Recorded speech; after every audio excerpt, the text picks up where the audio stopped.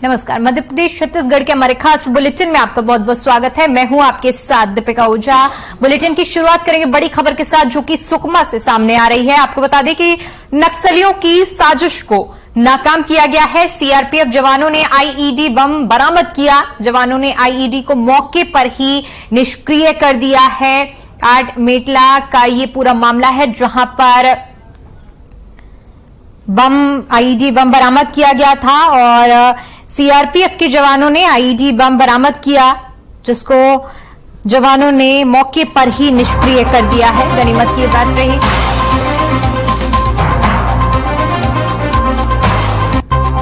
तो नक्सलियों की साजिश को सीआरपीएफ के जवानों ने नाकाम किया है। बताते चले कि सीआरपीएफ जवानों ने आईईडी बम को बरामद किया और उसके बाद जवानों ने मौके पर ही इस बम को निष्क्रिय कर दिया है।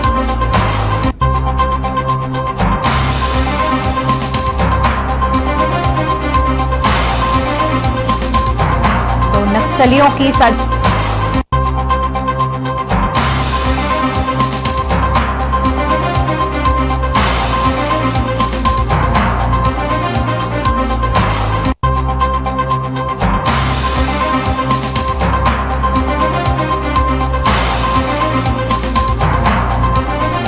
नक्सलियों की साजिश को सीआरपीएफ के जवानों ने नाकाम किया है। बताते चले कि आईईडी बम को बरामद किया गया था और जिसके बाद इस बम को निष्क्रिय कर दिया गया है। तस्वीरें हम आपको दिखा रहे हैं जहां पर आईईडी बम को पहले बरामद किया, उसके बाद सीआरपीएफ के जवानों ने इस बम को निष्क्रिय कर दिया है।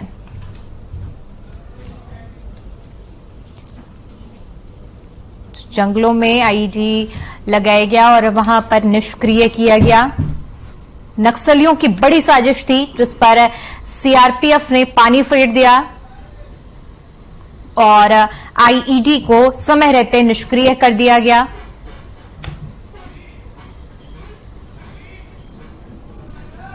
तो तस्वीरें भी हम आपको दिखा रहे हैं जहां पर बीच जंगल में इस आईईडी को निष्क्रिय किया गया है। सीआरपीएफ के जवानों ने समय रहते आईईडी बरामद किया और उसके बाद इसे निष्क्रिय कर दिया है। बताते चले कि नक्सलियों की तरफ से जो कोशिश की गई थी उसको सीआरपीएफ ने नाकाम कर दिया है और आईईडी को निष्क्रिय कर दिया गया है। तस्वीरें भी हम आपको दिखा रहे हैं जहां पर आईईडी को बरामद करने के बाद जंगल में निष्क्रिय किया गया है। सुकमा का ये पूरा मामला है जहां पर सीआरपीएफ की टीम को आईईडी बरामद हुआ और उसके बाद फिर इसे निष्क्रिय करने की कार्रवाई की गई है।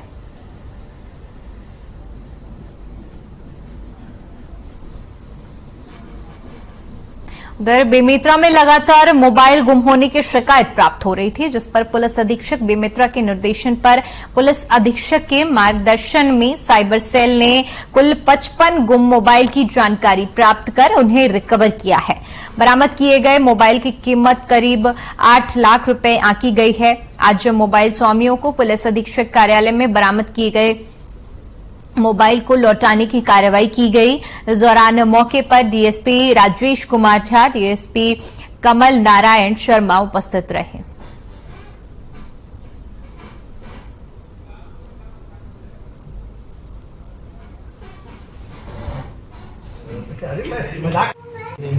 उसका छानबीन कराया गया है और उसके लिए खोजा गया है और अभी 55 मोबाइल जो पिछले 8 महीने से बहुत लोगों को गुमा है, इसमें 55 मोबाइल बरामद किया गया है और उनकी ओनर को आज वेरीफाई करने के बाद उनको वापस दिया गया है और इसका कीमत जो है लगभग 8 लाख है।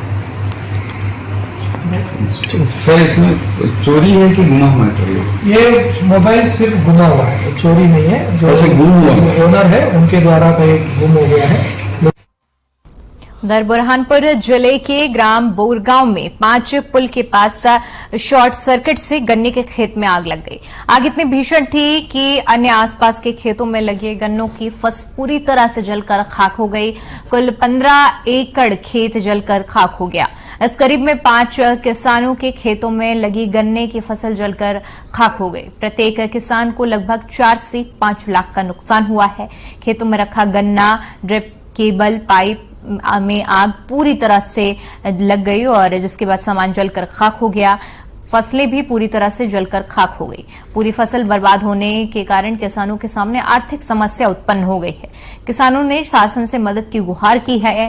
बिजली विभाग की लापरवाही पर सवाल उठाए गए हैं और कार्रवाई की मांग की गई है।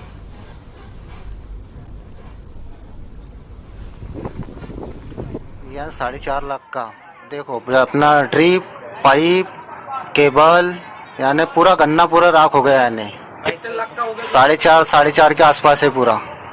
यानी वो पूरा बिजली हुआ यानी जल गया पूरा, यानी सर्किट हुआ। अपने खेत में भी आजू बाजू खेत थे, आग लगते अपने गन्ने में आग लग गई। तो ये कैसे हुआ? ये शॉर्ट सर्किट से हुआ है। ये काय की बिजली विभाग के कारण हुआ? ये बिजली विभाग के कारण ही हुआ है। तो कल आप शिकायत बाजू में खेत था, उनके खेत में हुआ है। कलेक्टर में शिकायत करोगे? हाँ, कल करेंगे।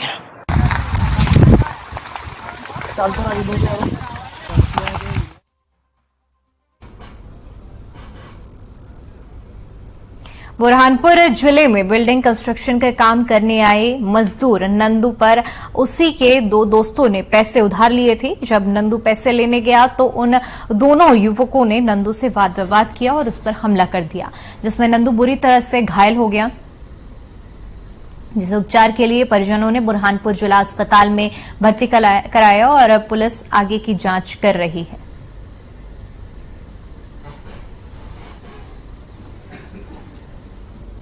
तो पैसे के लेन देन को लेकर 2 युवकों में विवाद हुआ। बता दें कि 2 युवकों ने एक मजदूर पर हमला कर दिया, जिसके चलते जो मजदूर है वो बुरी तरह से घायल हो गया है।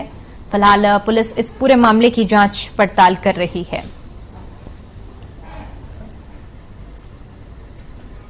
तस्वीरें आप देख सकते हैं कि किस तरह से मजदूर पर हमला किया गया है। बताया जा रहा है कि पैसे के लेन देन के चलते 2 युवकों ने मजदूर पर हमला किया है।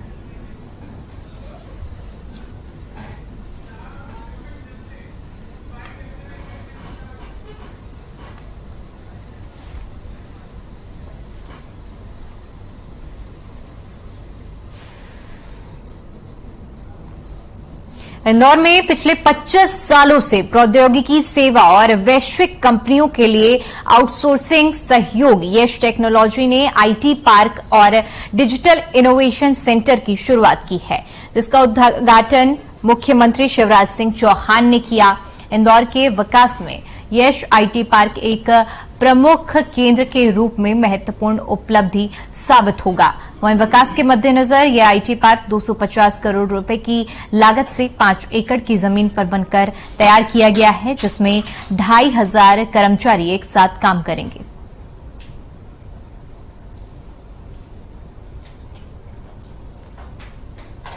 नहीं, हम सबके सपनों का शहर है और एक सपना आज मनोज जी, कीर्ति जी, यश टेक्नोलॉजी ने पूरा किया है। ये ग्रीन कैंपस मुझे बेंगलोर हैदराबाद से कम नहीं लग रहा, आगे ही लग रहा है। आज मेरी व्यस्तता थी क्योंकि G20 का समय पे मुझे उद्घाटन करना है। 20 देशों के लोग आए हुए हैं और अब भारत का वो समय निकल गया जब हम मजाक में कहते थे इंडियन टाइम। अब भारत सही समय पर सही कदम मोदी जी के नेतृत्व में उठाता है और आज दुनिया का नेतृत्व कर रहा है। इसलिए मेरी चिंता है, मुझे लेट नहीं होना है क्योंकि मेरे देश की इज्जत का सवाल है। लेकिन जब यश का निमंत्रण मिला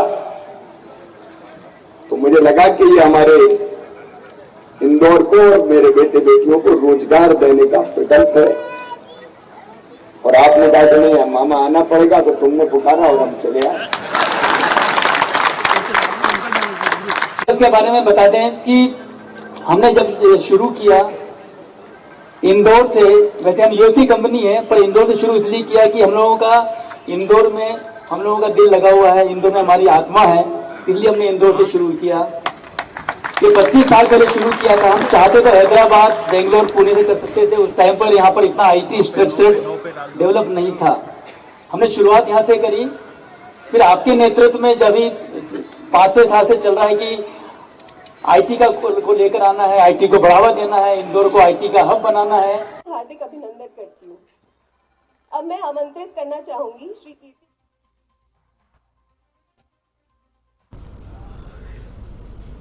एक दिवसीय दौरे पर इंदौर पहुंचे उच्च शिक्षा मंत्री मोहन यादव ने मीडिया से चर्चा की।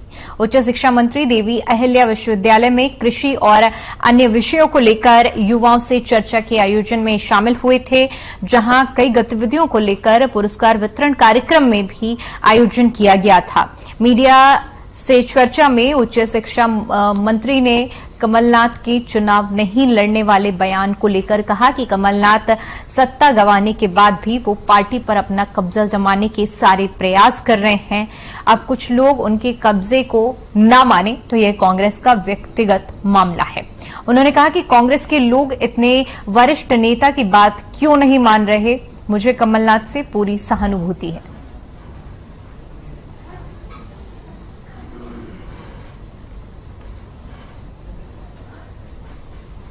तो इंदौर दौरे पर रहे उच्च शिक्षा मंत्री, जहां पर उन्होंने कृषि को लेकर युवाओं से चर्चा की और साथ ही साथ कमलनाथ के दिए हुए बयान को लेकर उन्होंने कहा कि इतने वरिष्ठ व्यक्ति की भी कांग्रेस अगर बात नहीं मान रही है तो मुझे उनके प्रति सहानुभूति है।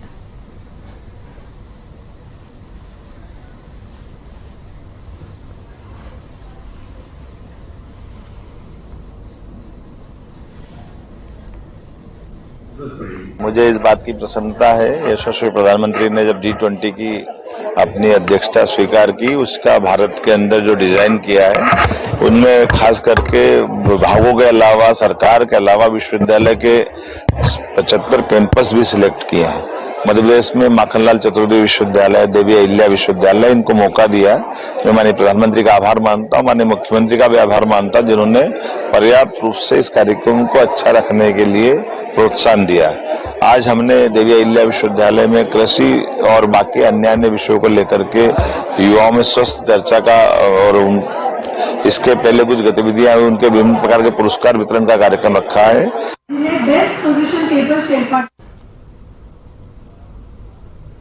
ग्राम पंचायत सलेहे टोला में पीपल तालाब के मेड़ के नीचे निस्तारी के लिए बनी नाली एवं बोरिंग पर अवैध कब्जे को लेकर ग्रामीणों का गुस्सा फूट पड़ा और बड़ी संख्या में ग्रामीण तहसील कार्यालय पहुंच गए, जिसके बाद गुस्साए ग्रामीणों ने तहसील कार्यालय का घेराव कर दिया। आपको बता दें कि ग्रामीणों और तहसीलदार के बीच चर्चा को लेकर सहमति नहीं बनने से लगभग 7 घंटे तक तहसील कार्यालय का काम बाधित रहा। तहसील कार्यालय के घेराव किए जाने की खबर लगते ही थाना प्रभारी राम अवतार ध्रुवे पुलिस बल समेत तहसील कार्यालय पहुंचे, जहां उनकी समझाइश पर भी ग्रामीण नहीं माने और तहसील कार्यालय के सामने धरने पर बैठ गए। ग्रामीणों का आरोप है कि उन्होंने अपनी मांगों को लेकर आवेदन दिया है, लेकिन उनकी मांगों पर कोई सुनवाई नहीं की जा रही है।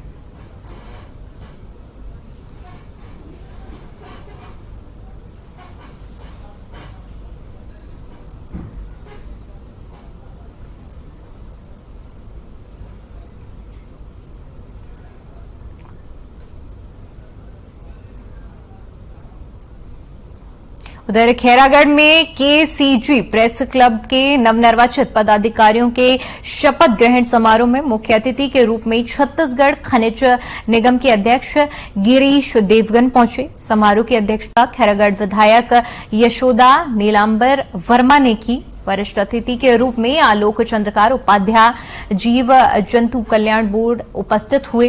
कार्यक्रम में स्थानीय जनप्रतिनिधियों के साथ कलेक्टर डॉक्टर जगदीश सोनकर उपस्थित रहे। इस दौरान गिरीश दिपकर ने प्रेस क्लब केसीजी के सभी निर्वाचित पदाधिकारियों को स्वास्थ्य व निर्भीक पत्रकारिता की शपथ दिलाई। उन्होंने कहा कि ऐसी ही पत्रकारिता को चौथा स्तंभ नहीं कहा जाता है। पत्रकार की कलम की ताकत अखबार में दिखना चाहिए। कार्यक्रम में प्रेस क्लब की ओर से अतिथियों को मोमेंटो देकर सम्मान किया गया।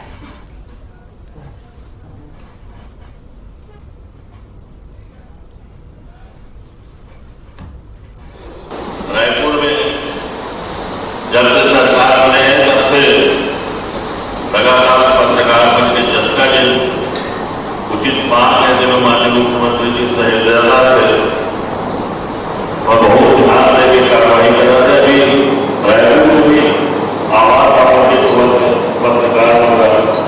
यदि यहाँ हाउसिंग बोर्ड के योजना कोई योजना है तो पत्रकार हो सकता है, उन्हें कोई आपत्ति नहीं है। अगर कानूनी बनाना है तो आप लैंड में पहले देखे जाएंगे। आपकी मन के माध्यम है कि हमारा शासन प्रशासन करके आप और आपका है लोकतंत्र के चौथा स्तंभ हो। आपका मैं पढ़ाई की और ज्यादा कुछ नहीं बोलना चाहता, बल्कि राजनीतिक मंच में बोलना अलग बात है और एक मंच में बोलना अलग बात है। आप लोग कुछ गलत बोला गई तो भैया हम तुरंत ऐसे हो सकते।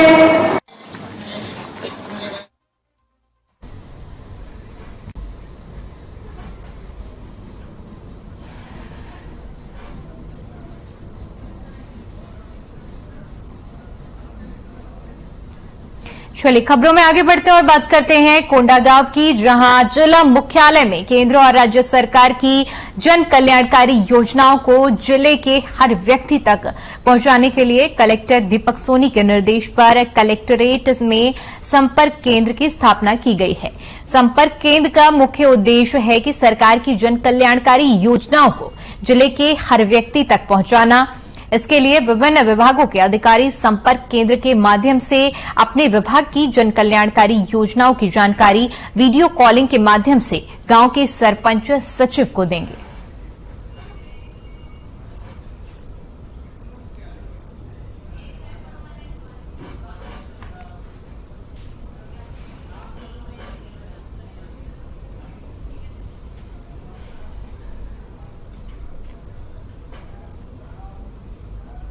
खबर मोहाला से है, जहां बीजेपी की प्रथम जिला कार्यकारिणी की बैठक आयोजित की गई, जिसमें जिला प्रभारी और पूर्व संसदीय सचिव कोमल जंघेल, विधानसभा प्रभारी ललन मिश्रा, जिलाध्यक्ष संजीव शाह, जिला महामंत्री दिलीप वर्मा प्रमुख रूप से उपस्थित रहे।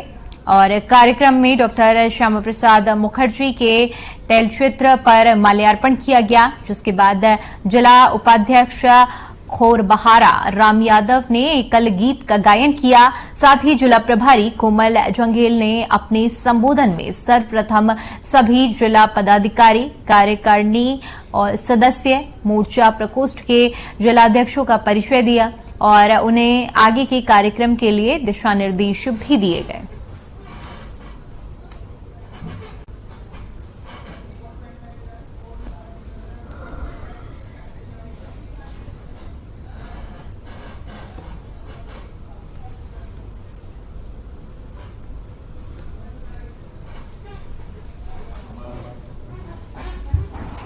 आज मोहला में भारतीय जनता पार्टी जिला मोहला मानपुर और चौकी का प्रथम कार्य समिति की बैठक रखी गई थी। आज के बैठक की अध्यक्षता हमारे जिला भारतीय जनता पार्टी अध्यक्ष आदरणीय श्री संजीव शाह जी ने किया और उस बैठक में विधानसभा के हमारे प्रभारी ललन मिश्रा जी थे और पूरे भारतीय जनता पार्टी के जिले के जो नवनिर्वाचित जितने भी हमारे जिला के पदाधिकारी हैं, जिला महामंत्री, उपाध्यक्ष, मंत्री और कार्यकारिणी के सभी मेंबर और मंडल के चारों मंडल के अध्यक्ष यहाँ पर उपस्थित थे। सरकारें कर रही है प्रत्येक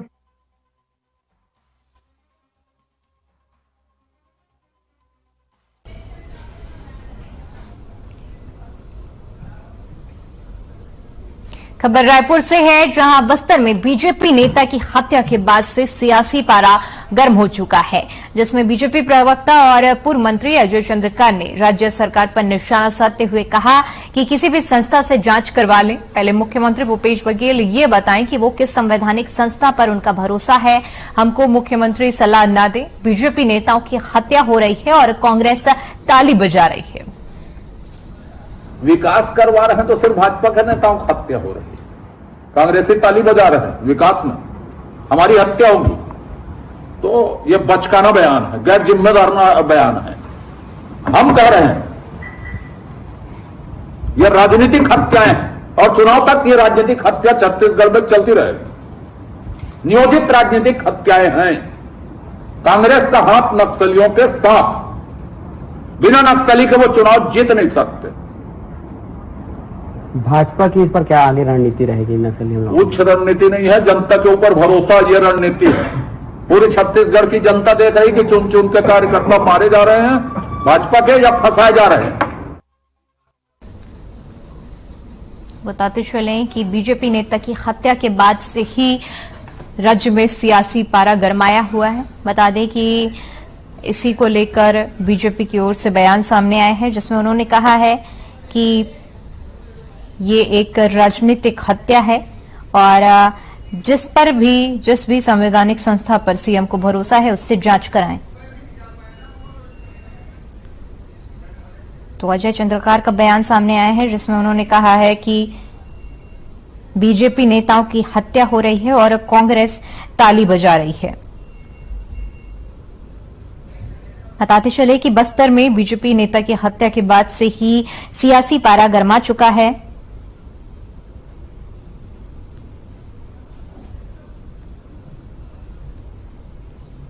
और बीजेपी नेता और पूर्व मंत्री अजय चंद्रकार ने राज्य सरकार पर निशाना साधा है। उन्होंने कहा है किसी भी संस्था से जांच करवा लें।